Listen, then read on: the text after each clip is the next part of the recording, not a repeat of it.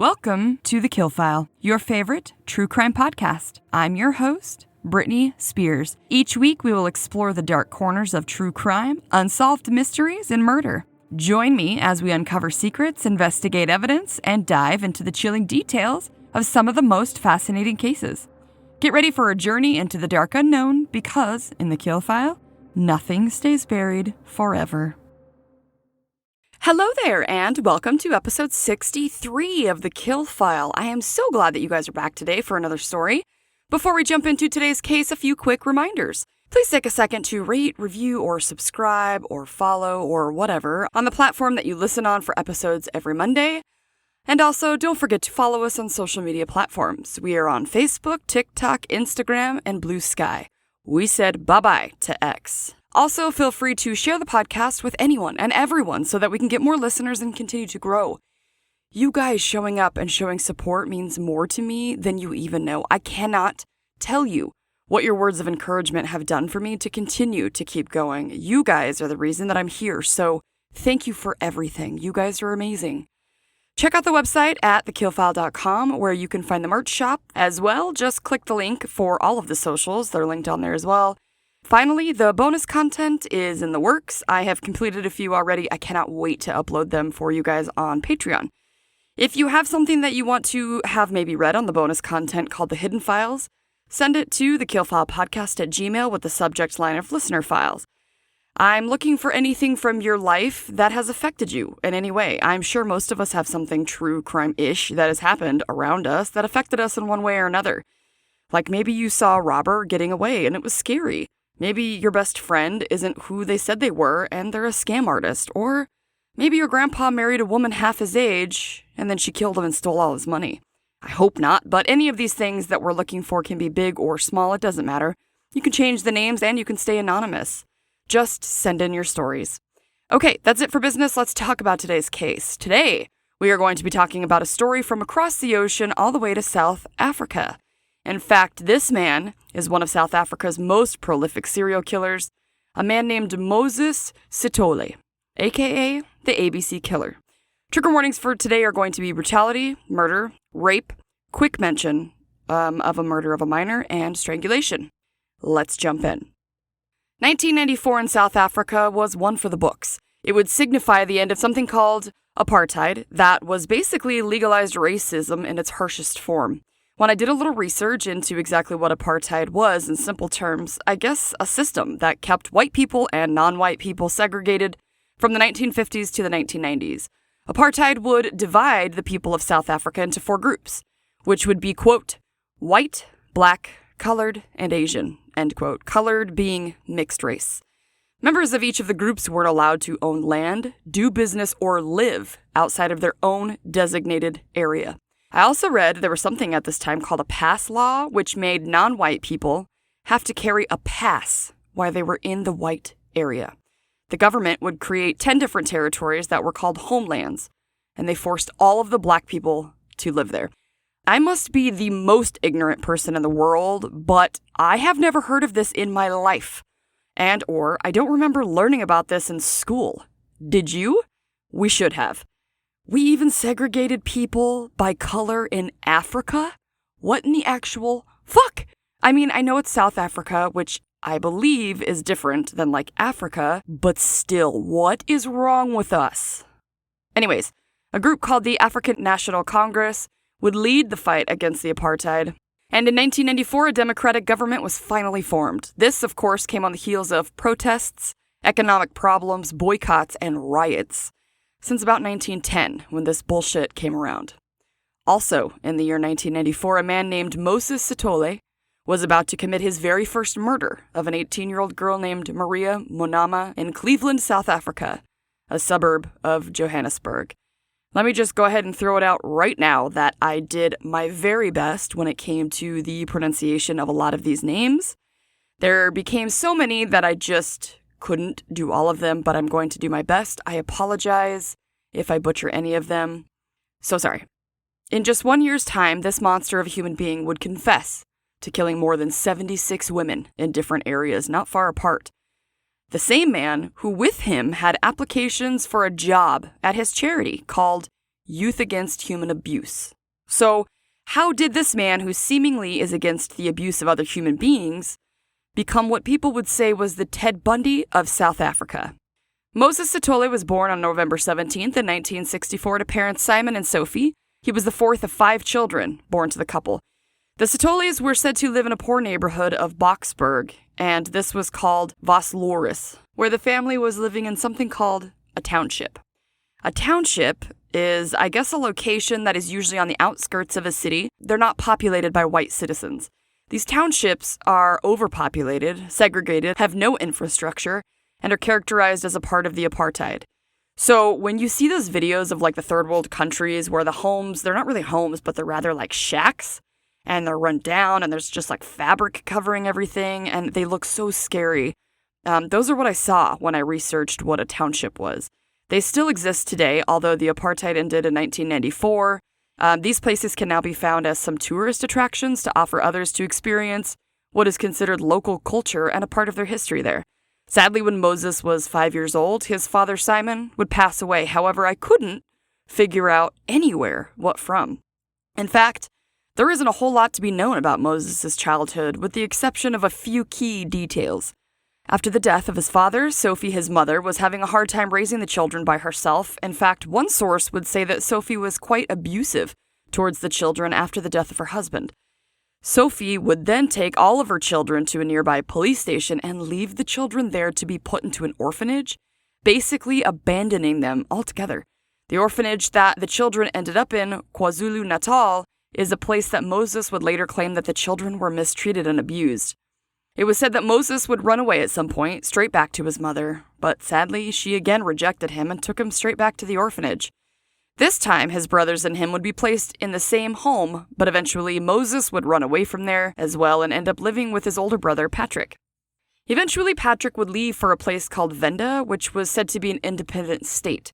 And when this happened, Moses sold Patrick's house behind his back and without his permission. Kind of shitty. Moses was someone who worked a lot of odd jobs at a farm, like driving tractors. He was also said to be, at one time, a gold miner, and another time he was a cleaner for a local shop. People around Moses thought that he was good-looking, charming, friendly, and a seemingly normal guy. Moses liked to go out to nightclubs and was said to date a variety of women, but none of the relationships lasted very long. This is all seemingly normal, in my own opinion, and for someone whose mother had issues and rejected him not once, but twice, him not being able to make a stable relationship with a woman didn't really surprise me. That actually kind of makes sense. However, in 1989, Moses would have his first real brush with the law in an act that would end up being quite a habit of his. Moses would be arrested for rape. Now, this is hardly his first rape that he had actually committed. Rather, this was just the first rape where the woman stood up for herself and contacted the authorities.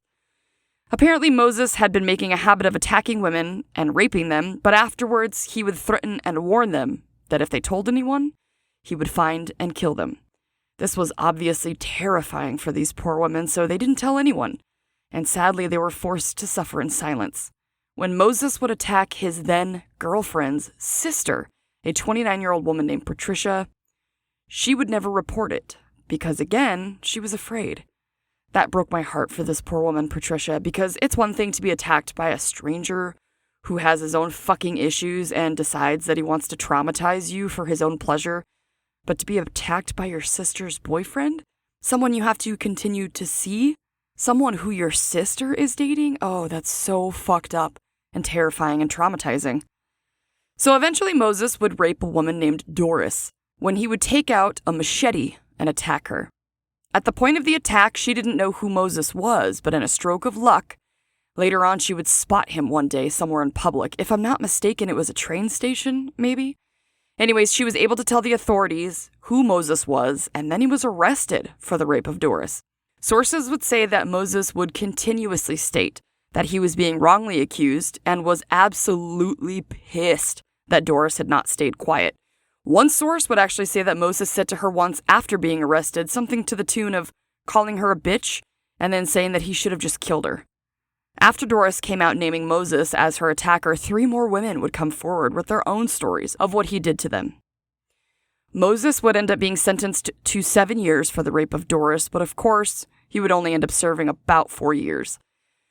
While he was in prison, his mother and one of his sisters would pass away, and this seemed to anger him further, blaming Doris for being in prison and continuing to say that he was falsely accused. This is just my opinion here, but I feel like this little punk was fucking pissed that Doris stood up to him, essentially, and he got in trouble. I think that's why he refused to take any responsibility, and why he would later seem to target people who allegedly looked similar to Doris, in that maybe he couldn't handle someone who didn't take his shit and called him out for being the huge piece of shit that he was. It's like when a bully doesn't like that they can't control someone, they end up blaming that person for all of the shit that happens to them or in their lives, instead of taking any responsibility for their own shit. I know people like this, and they never fucking change. In fact, my abuser was one of these people. Also, because he was sitting there essentially probably stewing about the Doris situation, I think him getting caught could be the reason that he would later on leave no witnesses in his attacks so that they couldn't tell anyone ever again, which is sickening and definitely not the rehabilitation that was supposed to happen in prison, I guess. We know this ourselves, but I have also read time and time again in these cases that someone is unable to be rehabilitated.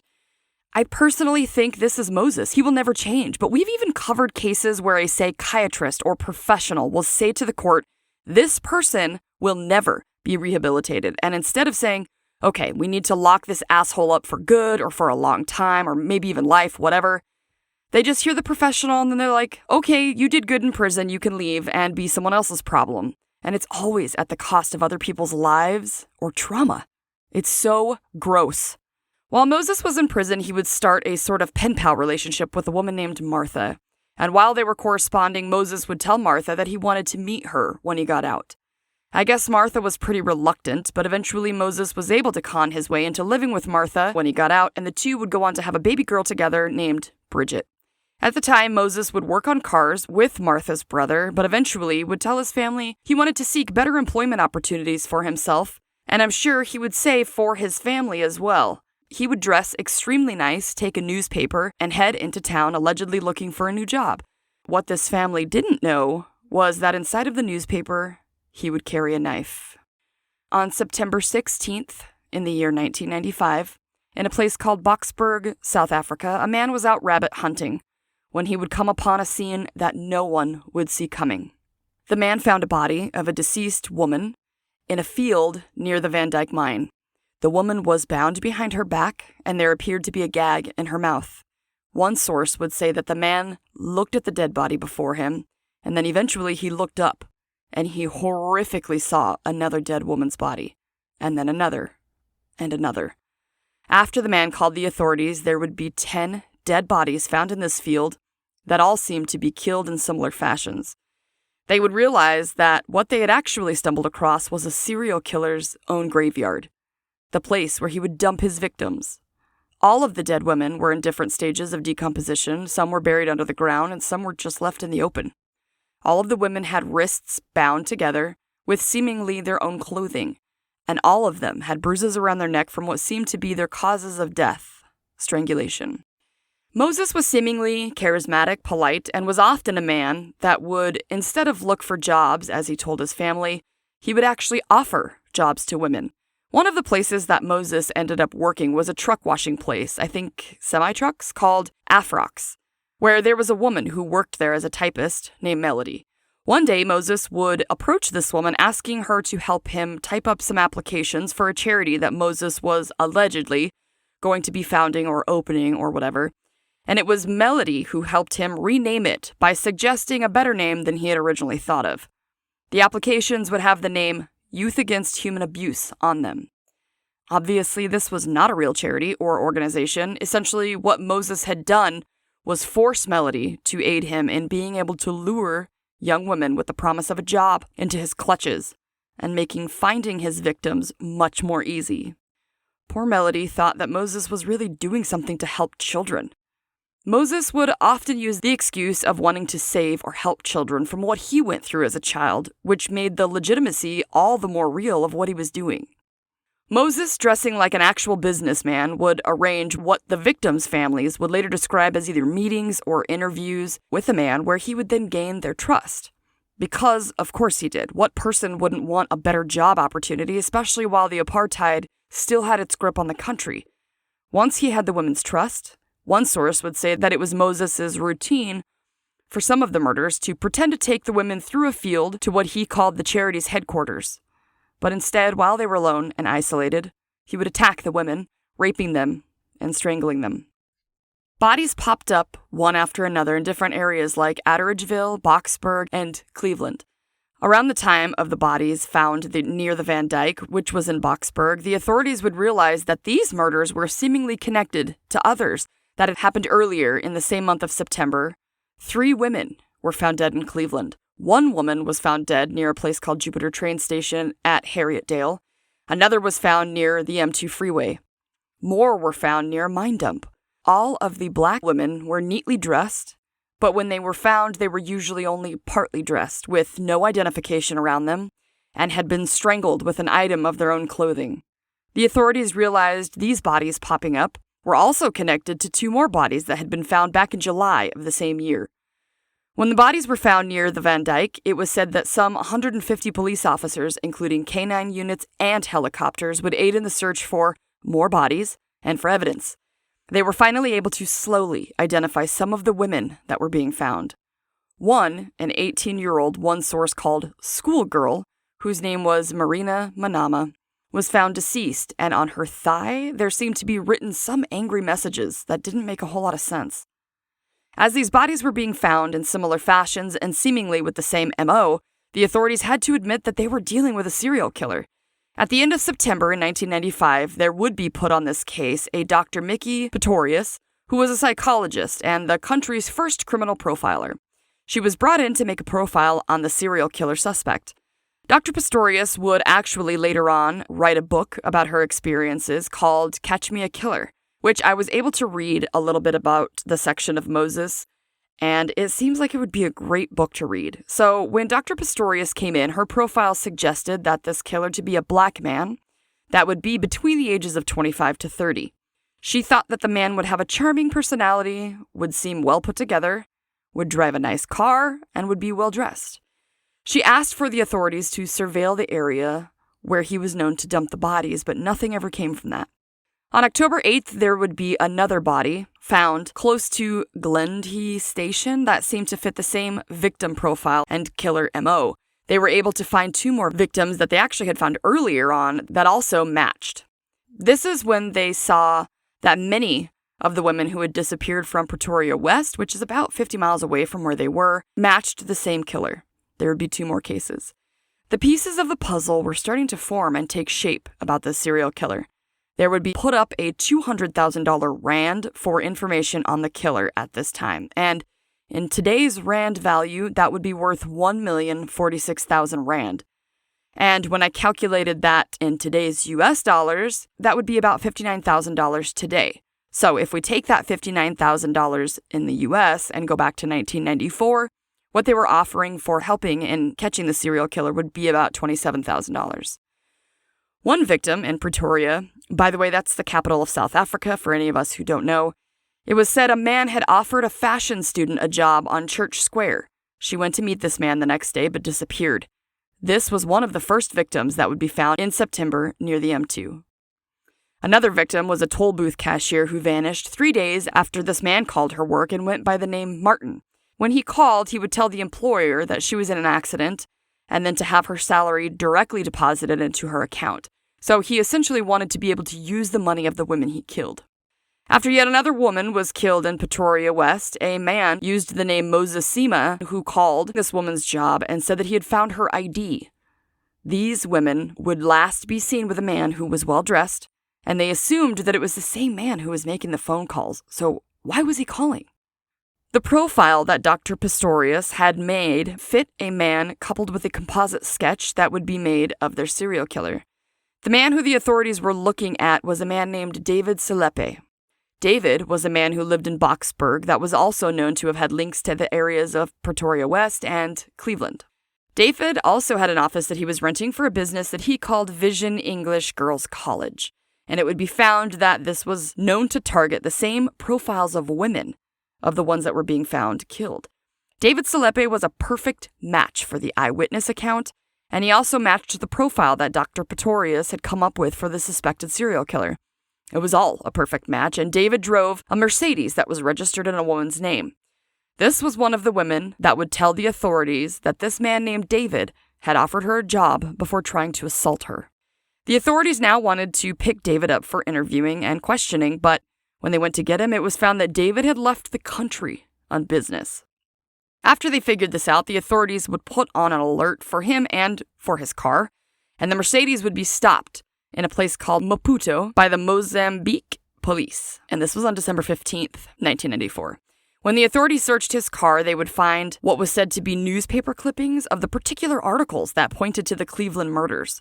What's worse is that on the inside of the trunk, they also found what looked like scratch marks or scuffings as if someone had been in the trunk and was trying to get out. One source would also say they found blood in his car as well. Authorities were able to get David into an interrogation room where they would allege that he had admitted or confessed to 15 different murders, but had unfortunately refused to sign the confession in which he gave. And what's worse is that the police didn't get his confession on tape, which is like, what the fuck? What are you doing?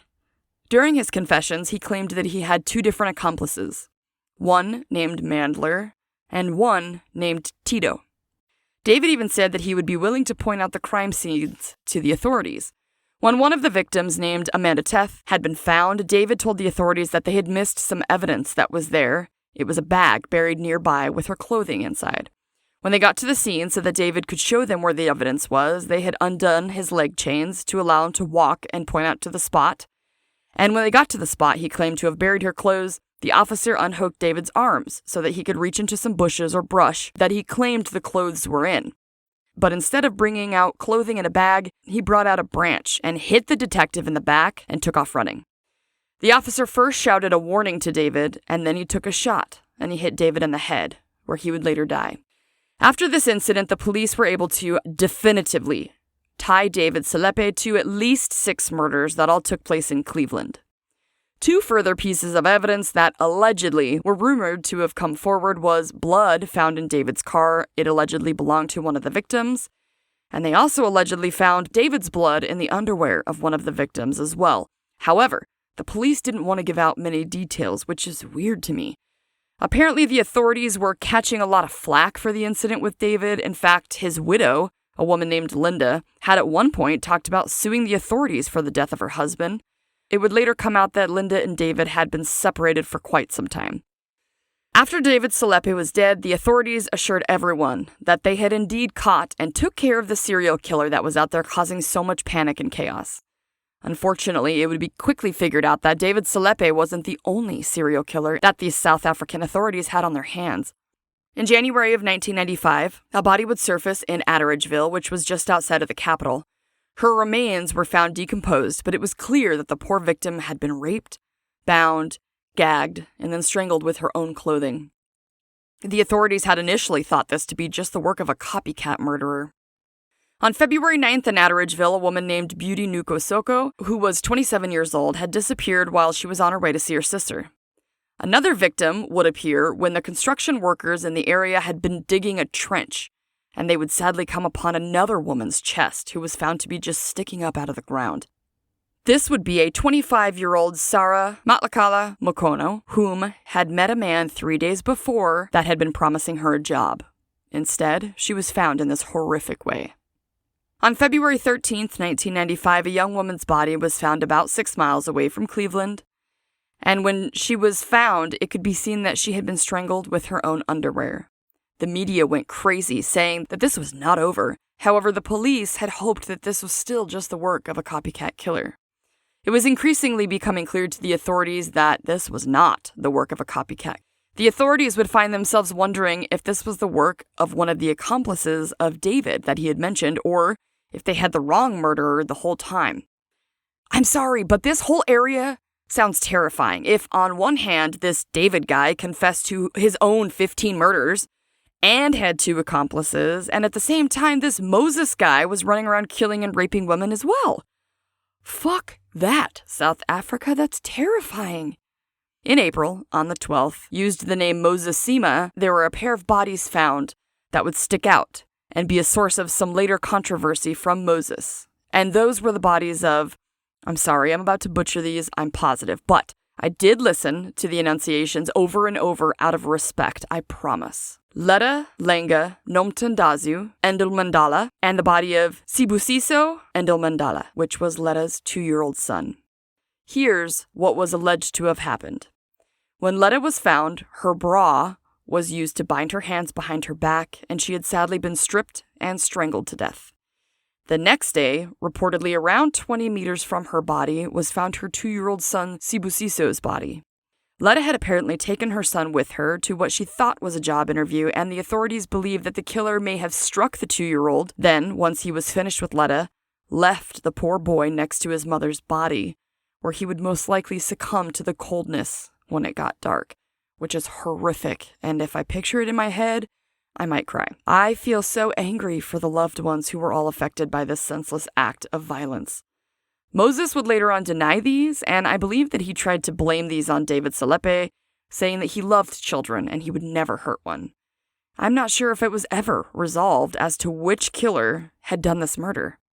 On May 29, 1995, Esther Moshiburi Maineta was found in a field located in Pretoria West, and she too had been strangled with her own clothing, and her lower half was also exposed like many of the others. By the time June was arriving, there had been 8 more victims found, murdered in the same way.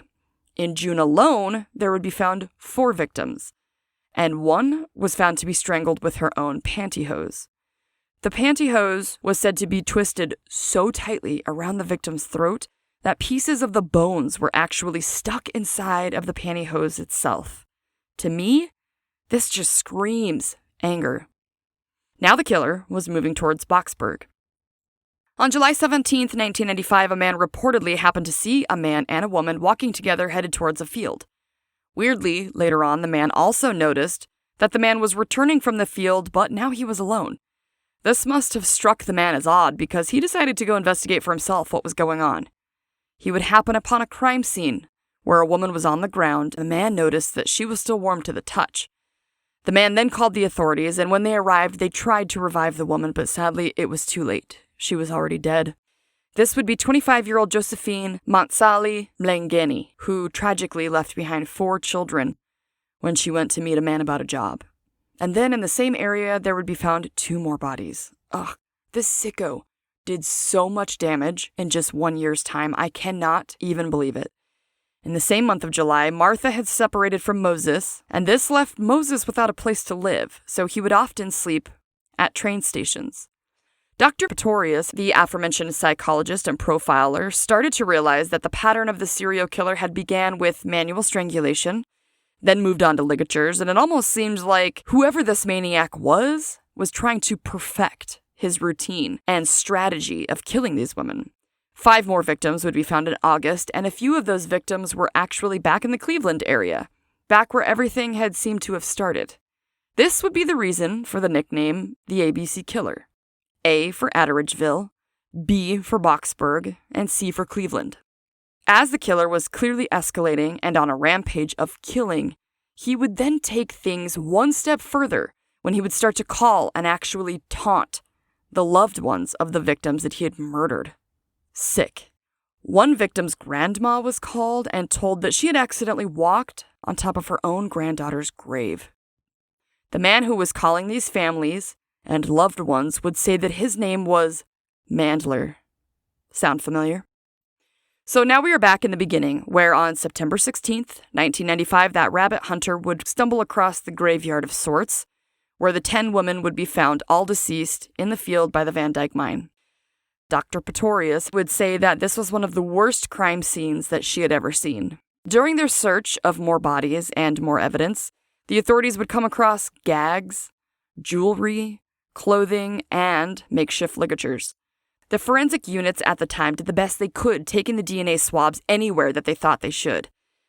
They had by now figured out that this serial killer was very calculated, as they had seen newer bodies mixed with older ones, meaning that he could have been doing this a while in this makeshift graveyard. The authorities knew that it was the same serial killer with all the victims because they were getting back the same DNA over and over again, but they didn't have any suspects on who it could be. The best that the authorities could do is patrol the fields a little heavier, and that's what they did. When 2 more FBI profilers were brought onto the case, a man named Robert Ressler and another John Douglas, they surmised, after studying the dump sites and reading every single thing that they could, that the killer was growing in his confidence in the murders. They also figured out that the killer was sexually motivated, one man on his own, and that he was systematically selecting women who were looking for jobs. These are things that we all know now in hindsight, but back then, this was them learning as they go.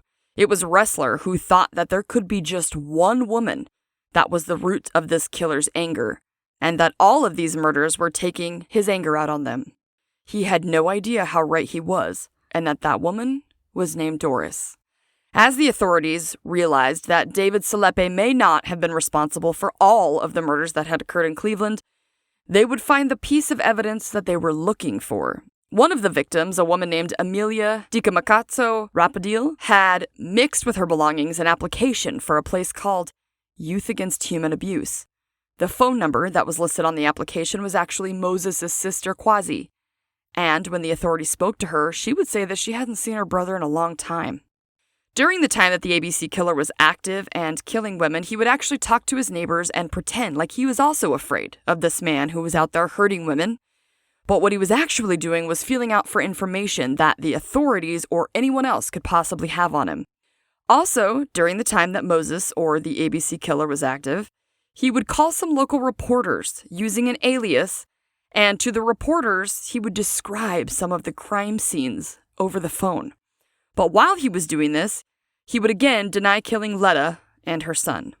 The authorities had already told reporters that the killer might interject himself into the investigation and might even contact them, so the reporter that spoke to him more than once, a woman named Tamsin DeBeer, would smartly contact the authorities right after he called. Over the phone calls to the reporters, he would sort of piece together his own background for the authorities as they were now listening to the calls and trying to figure out who this guy was. He would talk about how he was wrongly accused of the assault that he had gotten in trouble for. He would also confess to luring women out, and he would use their own underwear to bind them because it didn't leave any fingerprints. He would tell Tamsin that he had actually killed 76 women.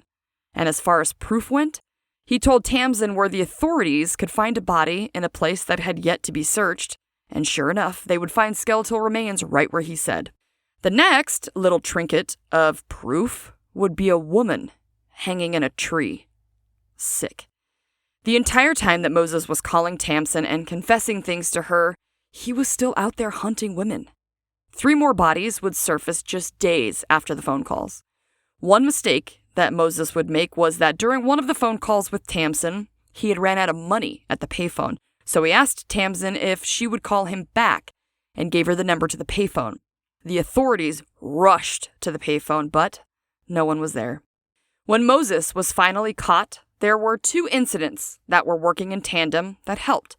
One of the incidents was a woman named Trifina Mogazzi, a 31-year-old woman whose body was discovered in the graveyard field near Van Dyke. Well, one of her co-workers had told police about a man named Moses Sithole that had come to their place of work offering jobs. When Trifina didn't show back up to work, her co-workers all just assumed that she had taken the job with the man who had come in. It wasn't until her mother came to their place of work, freaking out that her daughter was missing, that they realized that something was wrong. The authorities had a hard time with Moses' name because I guess out there his name is very common. So as they were looking through all of the men with his name, they would realize that there was just one who had a rape on his background. The second incident that was working for the authorities to help catch Moses was when he called his brother-in-law, at this time a man named Maxwell. He was married to his sister Quasi, and he asked Maxwell to secure him a gun. What Moses didn't know was that his sister Quasi was already talking to the police. When they figured out who Moses was from the first incident of Trifina, they plastered his face all over the newspaper and media, trying to get him caught, as obviously he was one sick bastard they needed to stop. I guess before they knew exactly who this was, there was said to be a point where President Nelson Mandela himself came to the area and was pleading to the public to help in any way to catch the serial killer. This, of course, caused panic and chaos in the area, and for good reason. Can you imagine seeing the president begging for help because they had nothing to go on for the serial killer, I would never leave my fucking house, nor would my children. When Moses had asked Max to meet him with the gun, they had discussed meeting at the factory where Max worked. When Moses got there, he would for some reason get spooked, and he took off on foot. Well, the police had planted an undercover officer named Francis Molovedzi, who had been posing as a security guard. The problem was that when Moses got there and asked for his brother-in-law, the other security guard didn't know what was going on. So he had told Molovedzi to go fetch Max. Well, of course, the officer didn't want to take his eyes off Moses, and he wouldn't go. And this sort of freaked Moses out, so he ran. So Molovedzi chased after him and then identified himself as a police officer and fired 2 warning shots. This is when Moses would attack the officer with a frickin' axe and wounded the officer's hand. And because of the attack, the officer shot Moses in the leg and the stomach. Almost an identical repeat of David Salepe, but this time, the police had to really hope that Moses didn't die because they needed answers. Moses was rushed to the hospital after being arrested, and he was in critical condition for the next 2 days. They also figured out that while Moses was in surgery, at some point he had contracted AIDS. Moses then made a recovery, but was not talking, at all.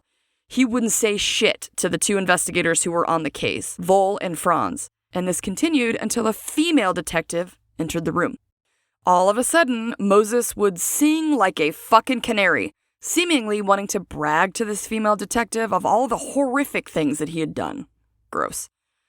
In the book written by the psychiatrist on this case, Dr. Pistorius, that mentions Moses, called Catch Me a Killer, she would go on to describe that while Moses was explaining to the detective the things that he had done, he would actually masturbate right there in the hospital bed. Can you imagine being that female detective, not only having to listen to the heinous acts that this monster had done to dozens of women, but then he has the balls to be so nasty right in front of her? How bad did she want to jump on his bed and cut his fucking schlong right off? Am I right? He went on to tell the detective that he only raped pretty women, and that after he would bind the women, he would masturbate while watching them die as well. Castrate him. After Moses had recovered in the hospital, he would go on to show the authorities where some of the bodies were that they had yet to discover. After this, he would be sent to the court in Brakpan Magistrate, and this was in connection to 29 of his murders. Moses would then sit in a prison in Boksburg while he awaited trial, and of course, all the while, he would blame his actions and problems on the orphanage from when he was a child, and then of course Doris. He would talk about how after his very first murder, he had simply gone home, taken a shower, and then went on with the rest of his day. I don't think that you get that from an orphanage, no matter how bad it was there. He also claimed to have never had any accomplices, and also stated that he had never had any connection to David Salepe. However, he did say that he thought other killers were copycatting him. Moses would continue to deny that he had ever killed anyone in Cleveland, but it was speculated that this was only because the woman and her son were killed there, and if he admitted to murders there, then he would be looked at for those as well. Whether it was him or David, who knows? It is believed that the murders that David was thought to have committed with the writings on the body were actually Moses. Of course, there was some debate over Moses' mental competency before his trial, but it was pointed out by the prosecution just how calculated he was. Moses was smart enough and cunning enough to not leave any evidence behind, to use his fake charity and promises of jobs to lure women away, knowing full well what he was going to do. And you can't really be that calculated if you don't have the mental capacity to understand the effects of what you're doing. Of course, Moses would be found completely fine and fit to stand trial. The trial of Moses Sithole would start on October 21st, 1996, and was said to be one of the most expensive and drawn-out cases in the history of South Africa. The trial would last almost an entire year with the sheer volume of crimes, witnesses, and testimony. It was said during his trial Moses remained calm and detached from the trial, and of course, he had pled not guilty. In his confession tapes, he had confessed to 29 murders, saying that he had strangled them, but that any of the murders that were pretty bloody or brutal were not him. And he further said he would cover the faces of his victims because he did not want to see their final expressions.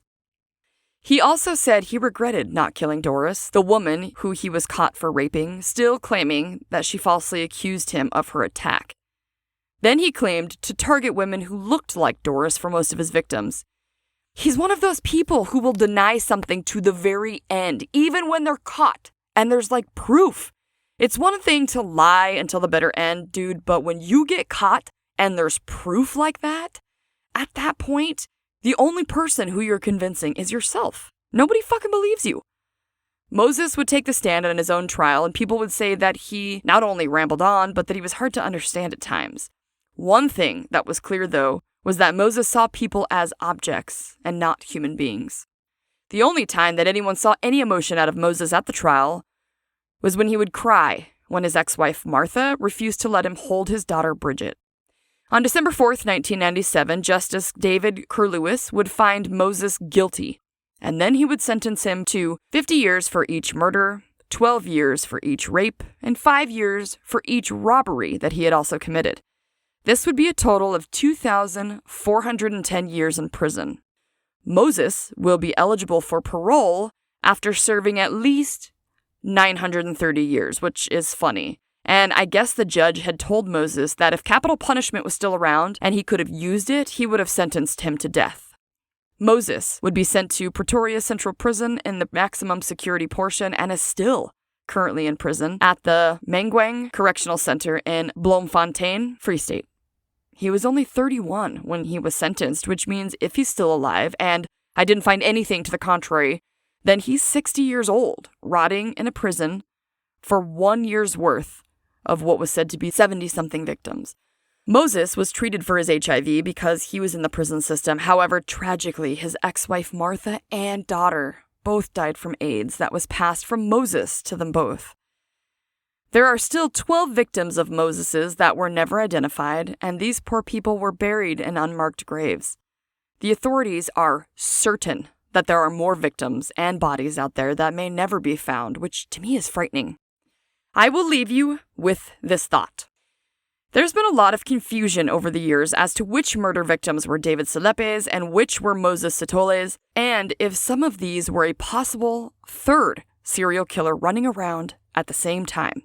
If David was telling the truth, that he did indeed have 2 accomplices, Mandler was identified as Moses Sithole, but then who was the other one, named Tito? And that, my friends, is the story of one of South Africa's most prolific serial killers, Moses Sithole. Predator, rapist, murderer, and in my opinion, one entitled narcissistic asshole. I cannot believe the amount of women this guy killed in just 1 year. Also, what do you think about David Selepe being almost the exact same type of serial killer at the exact same time? That's so fucking scary. And who the hell is Tito? Holy shit, it gives me the willies to think that there is someone still out there who also had killed and attacked these women, but was possibly never caught. It also freaks my shit to think of all these poor victims that haven't even been found and may never be. I keep picturing in my mind, like, what does this place look like for just dozens of women's bodies to keep popping up? And no one ever saw anything, or at least no one ever saw who he was. Just women in fields everywhere, dead and decomposing. It's so scary, and what a sick individual. I read during my research that after the apartheid was, dismantled, that South Africa had a pretty large serial killer problem, which to me is very intriguing. Why? And also, I want to find out who the other ones were out there. Maybe I'm a fucking moron, but I just don't think that Moses' mother abandoning him and a few years spent in an orphanage was enough to completely create this monster, right? I'm not downplaying his trauma. I guarantee that being rejected by your own mother causes trauma. In fact, I can personally tell you that it does. But there are a lot of people who go through some horrific childhoods with abuse and rejection who don't go on to become serial killers and take their anger and lust for sex out on poor, unsuspecting women. Some of that had to be in him already, right? Share your thoughts on this on any of the TheKillFile socials or comment on whatever platform you listen on. I will see them and I will respond. Let's talk about this because I am still skeeved out from this case. Well, I hope you guys enjoyed learning about this sick piece of shit as much as I did. And I hope to see you guys back next week for another episode here on TheKillFile where nothing stays buried forever. Stay safe, you guys. Bye. Alright guys, that's going to do it for today. A few quick reminders before you go. Please don't forget to subscribe, rate, and review on your platform. It will help the podcast grow and other true crime lovers to find us. Also, check out the website, TheKillFile.com, where you can suggest a case, find our merch shop, and submit a listener file.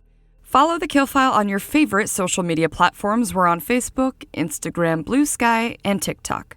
Of course, you can always subscribe on YouTube as well. Find all of the links for the socials on the website. Come back on Mondays wherever you get your podcast fix when we will cover another case on The Kill File where nothing stays buried forever. Stay safe, you guys. Bye.